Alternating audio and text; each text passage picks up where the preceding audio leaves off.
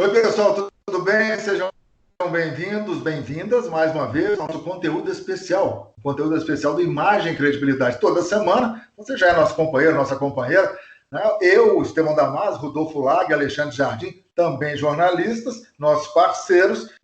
Nós analisamos casos de comunicação, e aí envolve jornalismo, relações públicas, publicidade e marketing. Para o podcast de hoje, para esse conteúdo, nós destacamos uma pesquisa muito interessante, e eu tenho os dados aqui, vou ler alguns dados da pesquisa da ESPM, que é a Escola Superior de Propaganda e Marketing, lá no Rio de Janeiro. Essa pesquisa foi feita online entre os dias 28 de abril e 1º de maio, e a pesquisa ouviu 300 pessoas, em 3 capitais, Rio de Janeiro, São Paulo e Brasília, né? Os resultados apontaram que o comportamento do consumidor está mais racional, alterando as percepções dele, consumidor, sobre marcas, pessoas e sentimentos. E aí eu friso essa palavrinha sentimentos. Por quê? Porque a racionalidade que foi citada pelos pesquisadores ficou muito evidente quando o consumidor passa a reverenciar, ou seja, a admirar empresas que desempenham um papel cada vez mais presente nas questões que envolvem a sociedade, uma sensibilidade social. E essa pesquisa, a Magazine Luiza, empresa que teve o impacto mais positivo perante este hall de entrevistados. Em contrapartida, o Madeiro, que no início da pandemia se envolveu em toda aquela polêmica por parte do fundador, o Júnior Duski, ficou lá na rabeira, ficou lá no final, ou seja, está com um fio muito queimado perante o consumidor, segundo essa pesquisa da ESPN. Rodolfo Lago, muito obrigado pela participação. Nós já tínhamos, de certa forma, participado desse assunto, né, Rodolfo? Então, Estevão. Olá, Estevão. Olá, Alexandre. Olá, amigos nossos aí que sempre nos prestigiam nesse conteúdo especial. Pois é, Estevão, a gente já tinha um pouco cantado essa pedra há uns programas atrás, né? Quando a gente comentou aí os comportamentos de empresas com relação à pandemia do coronavírus e falou, inclusive, do próprio Madeiro naquela ocasião, né? E essa pesquisa só vem confirmar aquilo que a gente já tinha comentado naquele momento, né? A vinculação da sua marca, né? A imagem que o consumidor considera a imagem mais correta, né? E isso agora ficou confirmado, né? O Magazine Luiza se posicionou de uma forma muito precisa no sentido de recomendar às pessoas que façam isolamento social, né? Que fiquem em casa, e o Madeiro, pelo contrário, né? O proprietário do Madeiro veio nessa coisa de que é o caos, que eu vou ter que demitir gente, que eu estou no dilema entre morrer de fome e morrer da doença, tal. E aí acabou ficando com a imagem muito queimada, né? Abriu restaurantes, as pessoas não foram, né? Então isso só confirma o que a gente já dizia, né? As empresas, elas têm que tomar muito cuidado mesmo, né? Como o consumidor, ao contrário do que muitos empresários pensam, ele verifica, né, a vinculação da marca com as coisas que ele acredita, né? Ele não vai ali só consumir sanduíche ou consumir algum outro produto, né? Ele também quer saber como é que aquela empresa se posiciona, né? E eu acho que essa pesquisa demonstra isso muito claramente, né? O Alexandre Jardim, mais uma vez conosco aqui. Jardim, que análise você pode fazer a partir desta mudança notória do comportamento do consumidor nessa pandemia? Eu acho que o Rodolfo colocou é um ponto importantíssimo, se não for o principal. O sentimento com a marca é uma relação que deve ser construída e que nesse momento ela reflete exatamente o que a Magalu conseguiu fazer.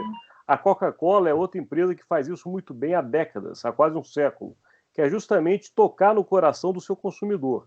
Quando você consegue mostrar que você está preocupado com a situação do seu consumidor, que você quer cuidar dele, quer mostrar que você está a fim de facilitar a vida dele dentro da sua possibilidade, ele compreende que você não pode colocar ele no colo, levar ele para casa e cuidar, mas que dentro do que você pode fazer, você está dando o seu máximo.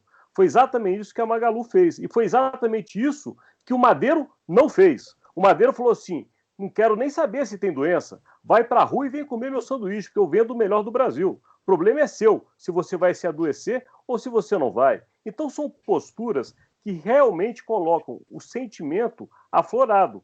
No caso da Magalu, o sentimento de amor. No caso do Madeiro, o sentimento de raiva, de desprezo. Foi exatamente isso que aconteceu. O reflexo de um sentimento na venda, que reflete justamente o crescimento de um e a queda do outro. Lembrando que a Magalu é uma das maiores plataformas de varejo do país, e logo no início da pandemia, é bom nós frisarmos isso, ela anunciou medidas para reduzir os impactos causados pela Covid-19, preservando funcionários. Ela investiu numa campanha mostrando que estava preocupado com os funcionários, com os clientes e com a sustentabilidade dos negócios. Essa palavrinha, sustentabilidade, Rodolfo, tem que ser de novo destacada, né? Sem dúvida, né? Eu acho que você tem aí também uma outra questão que eu acho que a gente pode analisar, né, Estevão, né, Alexandre, né, amigos, com relação a isso, que é o seguinte: crise toda crise é também sempre oportunidade, né? E eu acho que aí você tem duas posturas também que são interessantes de se analisar. Como é que você reage a uma crise? Eu acho que o Magalu procurou ver como é que ele poderia se adaptar à situação. E aí ele cresceu também no segmento de venda online, né? No segmento de venda à distância, né? Quer dizer, adaptar a sua empresa, se as suas lojas estão fechadas, para essa nova realidade, né? E o Madeiro, única e exclusivamente, reclamou da vida, né? Se eu não abrir meus restaurantes, eu vou fechar. Quer dizer, não procurou pensar em nenhum tipo de alternativa. É lógico, restaurante talvez seja o segmento mais afetado, um dos segmentos mais afetados por essa situação, bares e restaurantes. Mas sempre você tem que buscar encontrar algum tipo de alternativa para continuar sobrevivendo. Eu acho que o Alexandre até tem esses dados, pode falar um pouco mais, é que, no geral, acho que as vendas do Magazine Luiza também diminuíram, né? Mas o Magazine Luiza não se comporta nessa postura de ficar chorando, reclamando da vida, né? E aí o consumidor percebe que pelo menos a empresa está buscando aí alternativas para seguir, né? E de uma forma positiva, não de uma forma negativa, né? Talvez, do ponto de vista publicitário, até do marketing institucional, naquele primeiro momento da pandemia, o comercial veiculado nas TVs, rádios e também na mídia impressa deveria focar, como a Magalu fez, na preocupação com a sociedade, não com a preocupação em aumentar vendas, mas com a saúde, tanto do corpo funcional dela, Magazine Luiza, como dos clientes. Acho que ela foi muito feliz em optar por isso, né? Porque a vida é muito maior do que a economia, não menosprezando a economia, mas a gente não pode entrar nesse embate que muitas vezes aconteceu. O Alexandre, antes da gente ir para os finalmente aqui desse nosso bate-papo, eu gostaria de ouvi-los também sobre uma mudança de postura do empresariado. A polarização política, me parece, fez com que alguns empresários saíssem das sombras e se expusessem demais, né? Abraçassem o governo, né? Eu sou Bolsonaro, se não gostar, não posso fazer nada. Do ponto de vista da comunicação, do marketing, isso é bom ou é ruim? Ué, sempre é ruim, porque você, quando agrada um time, você perde clientes do outro time. Então isso vai ser sempre uma jogada de risco. Mas ainda pegando sobre o que o Rodolfo disse, o Magazine Luiza de fato foi afetado economicamente, financeiramente. Ele está longe de ter atingido o que ele fazia antes de venda com as lojas abertas. Mas ainda assim foi uma visão, como vocês disseram, uma visão de futuro, porque ele conseguiu enxergar na crise uma oportunidade. E mesmo que ele caísse, no caso, a Magazine Luiza caísse em venda em suas lojas, a Magalu cresceu no virtual. Portanto, eles conseguiram uma nova alternativa. Já o empresário que você está colocando, eu acho que poderia ser emblemático, como, por exemplo, o dono das lojas, né, a Havan, é bem posicionado nesse sentido. Ele é uma pessoa que se expõe politicamente. Eu acho que o empresário não tem nada a ganhar com isso, na visão da comunicação. Porque, como eu disse, o torcedor de um time não vai querer entrar na loja do torcedor do outro time. Então, para que você vai expor a camisa do seu time de preferência na porta? Não precisa disso. Você pode apoiar economicamente, você pode até individualmente ou até pessoalmente dar o seu apoio, mas não com a marca da sua empresa. Eu acho que é um risco muito grande e que coloca a empresa no risco de não ter mais clientes. Assim eu vejo. Não, eu concordo inteiramente com você. Eu gostaria de ouvir a opinião do Rodolfo, porque eu não lembro de um período no qual tantos empresários, né? O empresário ele doa, na campanha isso é normal, a natural, faz parte do jogo, embora agora tenha uma lei mais rigorosa que inibe isso.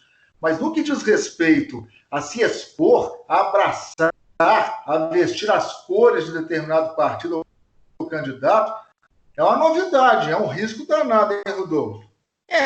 Eu acho uma coisa estranha, né? Quer dizer, é meio como você dizer o seguinte: olha, se você não concorda politicamente comigo, você não é bem-vindo na minha loja. E isso é estranho, né? Não é um comportamento que se espera, né? De um dono de comércio, né? Quer dizer, você vai selecionar ideologicamente seus consumidores, né? Isso é muito complicado, né? Ainda mais numa democracia. As coisas mudam, né? Quem está no poder num momento, em outro momento não vai estar, né? Isso é normal, né? A alternância de poder é normal numa democracia.